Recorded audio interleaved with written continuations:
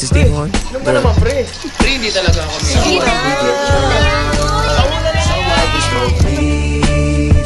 We're just having fun. We don't care who sees. So what we go out. That's how it's supposed to be.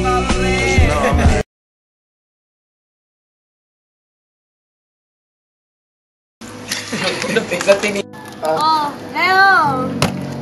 Lolo! Oh, alam mo. Pre, sino yan? Pre, wala. Sige, sabi pa tayo. Sige, sabi ko sa'yo, masarap.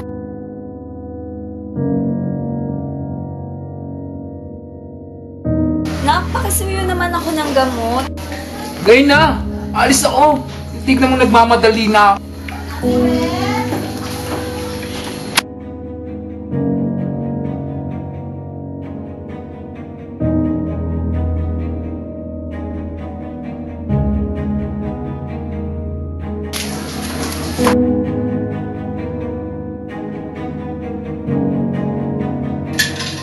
Saan ka na naman galing, ano?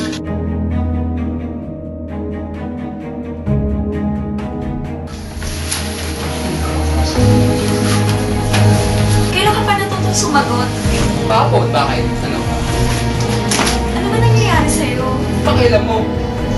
Kailan ka pa natutong sumagot sa akin ng ganyan? Wala kang pakialam. Wala kang...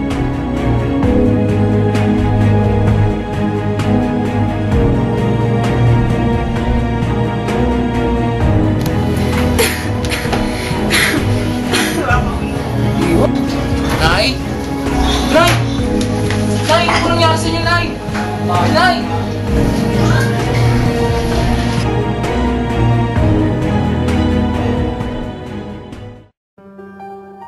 Dear Anonymous, sabi nila, ang pagsisisi ay laging nasa huli. Para sa akin, ang kasabihang ito ay labis na totoo. Bilang isang tao, imposible hindi tayo magkamali sa ginagawa natin. Kaya dapat marunong tayo makinig sa mga taong nakapaligid sa atin. Katulad ng ating mga magulang, na siyang nag-aalaga at tunay na nagmamahal sa atin. Dapat marunong tayong tumanaw ng utang na loob sa kanila. Marunong tayong rumispeto.